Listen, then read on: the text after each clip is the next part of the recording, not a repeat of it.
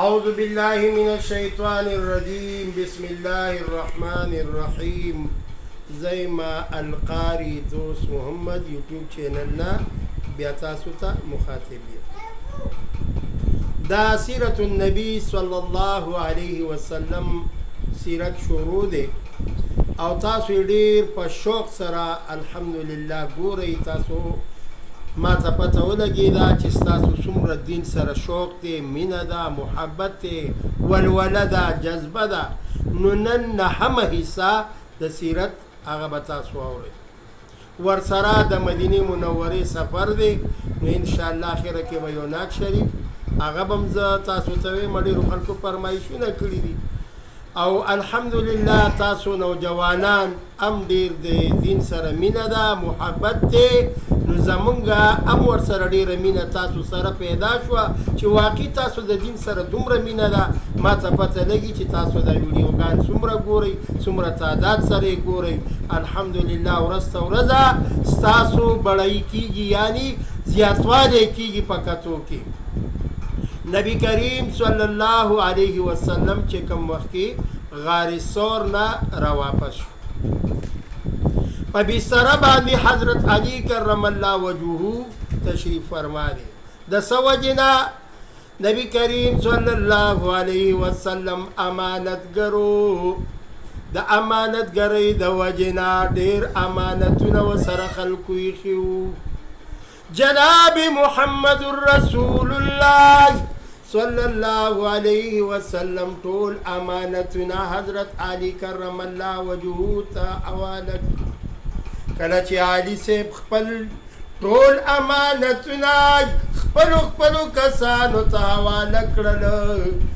حضرت علی رضی الله تعالی عنہ په محبوب علیه الصلاة والسلام پسې روان شو. حضور علیه الصلاة والسلام هجرت کوي د مکی مکرمې نه هغه وطن نه چې کوم وطن کې آقا انعامدار واړه واړه قدمونه ایښي وو، وړې وړې سترګې مبارکې کولو کړې وې، واړه واړه قدمونه مبارکۍ ایښي وو. هغه وطن ته مخ راواړولو او په چغو چغو باندې وجړلی. آقا انعامدار مکی مکرمې ته مخ راواړولو او په چغو چغو باندې جاړي، لیکن الله ورته حکم کړی دی اے محبوب پیغمبرای مشرکین دې په دې ځای کې نه پرېږدي، لاړ شئ هجرت وکړه مدینې منورې ته. آقا انعامدار په چغو ځکه جاړي وی که وطن خوږ نه وی وطن پسې بچا نه جړل، په چغو چغو به محمد مصطفی نه جړل. آقا انعامدار ته خپل وطن ډېر زیات خوږ، ډېره زیاته مینې ورسره وای. ای مکی خفه کېږمای، زهیره کېږمای، زه خو مدینې منورې ته هجرت کومای، خو چې کله مال الله طاقت راکي بیا به دې مې انشاءالله فتح کومای. آقا انعامدار د خپل وطن سره دومره انداز کې مینه وه، محبت و. آقا انعامدار مدینې ته هجرت کوي، سفر کوي. په سفر کې تمام اهل مدینه والا انصار هغې خپل کورونه سجاو کړي دي، ښایسته کړي دي چې یاره آقا انعامدار به دلته تشریف راوړي، دلته به تشریف راوړي. لیکن آقا انعامدار مبارک فرمایل اے انصارو زما اوښې لخوا لمه راځئ، زما د اوښې معار مه نیسئ. کم ځای کې چې زما اوښه کېناستېدله دغه ځای کې به زما قیام وي، دغه ځای به زما ناسته وي. آقا انعامدار مبارک تای ماشومان جنکۍ راوتي دي، تملونه ورسره دي، ځای په ځای کوڅه په کوڅه ورته ولاړې دي او ډیر د مینې او د شوق نه هغې لګیا دي سندرې وایي اتیناکم اتیناکم فحیانا وحیاکم اتیناکم اتیناکم فحیانا وحیاکم یا رسول الله مونږ تاسو ته راوتیو مونږ تاسو ته ولاړیو مونږ ستاسو انتظار کوو منګه داسې ښایسته معصومان یو چې په موږ باندې به چریم بوډیوالی را نشي یعنې موږ به چریم کمزوري نه شو د دومره خوشحالۍ نه او د دومره د مینې نه د جذبې نه معصومانې جینکۍ تمبلونه وایي معلومه دا شوه چې تمبل روا دی خو کور کې دننه او بیا د کور معصومانې جینکۍ چې سندرې وایي دا بلکل روا دی خو سندرو ته ګډار ناروا ده د پردي نارینه مخکې بلوغ ته رسېدلې جینکۍ هغې چې ګانې بجانې وایي دا ناروا دي نور پیغمبر علیه الصلاة والسلام ورته مسکی شو اتیناکم اتیناکم فحیانا وحیاکم وللسن تنست سنرا فلا تسمن عذاراکم آقای نامدار محمد رسول الله وته فرمایي زما د اوخې معار منیسئ او اوښه راغلی د ایوب انصاري هغه صحابي دی چې ډېر زیات غریب په تمامه مدینه کې غریبانانو سره رب العالمین مینه کوي آقای نامدار ورسره مینه کوي اوښه مبارک راغلی د ایوب انصاري کره خوا کې کېناست آقای نامدار محمد رسول الله د ایوب انصاري کره میلمه شو ایوب انصاري بهر راووتو نو په چغو چغو جاړي چا ورته ویل چې ولې جاړې دا خو د خوشحالۍ مقام دی ایوب انصاري فرمایي وی جاړم به ولې نه آقای نامدار زما میلمه دی ما کره په کور کې د میلمستیا دپاره هېڅ هم نشته سرور کونین محبوب علیه الصلاة والسلام کم وقت رستخان ویړی شو صرف د مالګې نه بغیر اسم نشتای لیکن رب العالمین تای محبوب علیه السلام زاری او منت کئی بر بر گوری رب العالمین دا ایوب انصاری کرائی دا ستوام را وستی دو چی چام بالکل پسر گنو لیدلی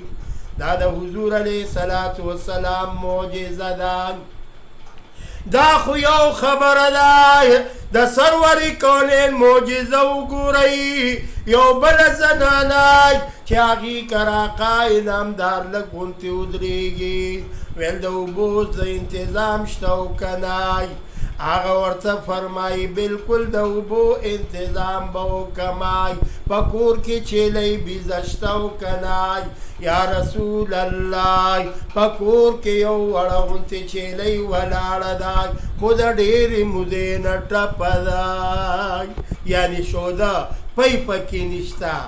آقای نامدار محمد رسول الله صلی الله علیه وسلم الله معجزې ورکړې وې ویل شابه هغه چیلۍ دې رابار کای کله چې چیلۍ وچه رابار شوای د دواړو جهانو سردار مبارک پې خپل لاس مبارک راخ کړ کله چې لاس راکاږي ورته وایي د کور نه لوښی راوړه چې ځم پیوس کمای زما رفیقم پیوس کی تاسو ټول مسلمانان به پیوس کوي هغه چیلۍ دومره تانده شوای دومره غولانده کې پی راغله چې د آقای نامدارم پې موړ شو سیراب شو او ابوبکر صدیق هم سیراب شو هغه بوډۍ هم مسکل کله چې د هغې خاوند کور ته راغی سروری کونین ترین رسخت شوی دی او سروری کونین موجود نده لیکن دا قائدو جهان لاس مبارک د چیلی سر پیوست شوی دی لگیدلی دی آغا بوڑی ورطا فرمائی یاد ای زما خاوندائی دومره خیستای او ناشنا انسان راغلی دی چې چیلی کې مخکې پی نو اوس بیتالم راولو شمای دومره تانده شوی ده دومره پی پکې راغلی دی نور خبر دی ماغه انسان مدینه منورې تای هغه روان دی سفر کوي سروری کونین مسجد قبا تم راغی دو رکعت لمونځ ادا اوس چې اجان صاحبان یا کم د عمرې والا حضرات نارینه وي او یا زنانه وي هغوی لاړ شي دوه رکعته مونځ ادا کړي داسې شوه لکه چې د ځان له عمره وکړلی دومره ثوابونه پکې رب العالمین دا انعامدار په وجه باندې کېښوده عزیزانو خبرې ډېرې خوند کوي ډېرې مزېدارې دي قصه ډیره ښایسته روانه ده لیکن موږ او تاسو ډیر خوش قسمته یو چې د عقایدو جهان په امت کې الله پاک پیدا کړي یو حضور علیه الصلاة والسلام مسجد قبا ته راغې اول ته دوه رکعته مونځ ادا که حضور علیه الصلاة والسلام هجرت شروع دی مدینه منورې ته سفر کوي هغه زنانه لم الله پاک پاکور کې هغه چیلی چې هغه د ډېرې مودې نه وچه ولاړه وه هغه هم تانده شوه مدینه منوره کې خوشحالي پیدا شوه انصار خوشحاله دي او رب العالمین ولې به خوشحاله نه وي آقا انعامدار ورته دعا کړې ده څومره میوې تاسو لاړ شئ مدینه کې پرتې دي څومره ښایسته قجوره په مدینه منوره کې پراته دي وجه څه ده آقا انعامدار دعا کوي ای رب کریمای ما خودلته سفر وکړو ما هجرت کړی دی و الہ العالمین مدینې والا انصارو ته بې موسمه میوجات ورکای بل طرف ته مکه مکرمه کې ابراهیم علیه السلام خپل بیبي او خپل بچی پرېږدي هلته ابراهیم علیه السلام دعا کړې ده لیکن مدینې منورې ته سروری کونې دعا کړې ده او هغه دعا یې الله قبوله کړې ده نو ښه ډېرې مزېدارې میوې پرتې وي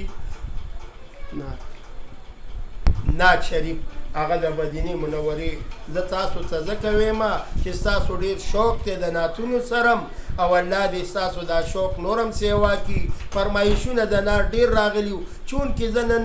بې طبیعت هم یم بیمار هم یم خو لیکن ستاسو مینه جذبه ولولې ما کې یو جذبه پیدا کړله او دا صاحب وایي ما به دا لاسونه داسې کچکول کړه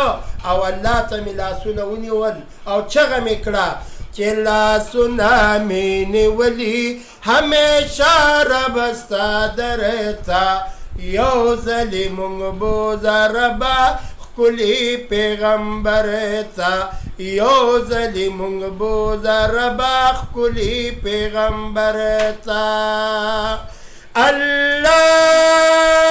چې مې په غاړه کې احرام وې لبیک وا زما کلام وې دا مې ارمان دی خوشحالېږم دې سفر ته یو ځلې مونږ بوځه ربه ښکلي پیغمبر ته یو ځلې مونږ بوځه ربه ښکلي پیغمبر ته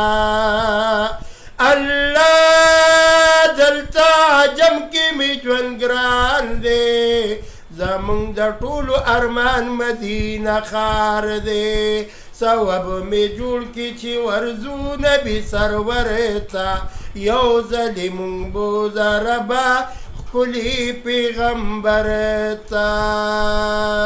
زما چینل یوټیوب چینل دا سبسکرایب هم کوئ خپلو ګروپونو کې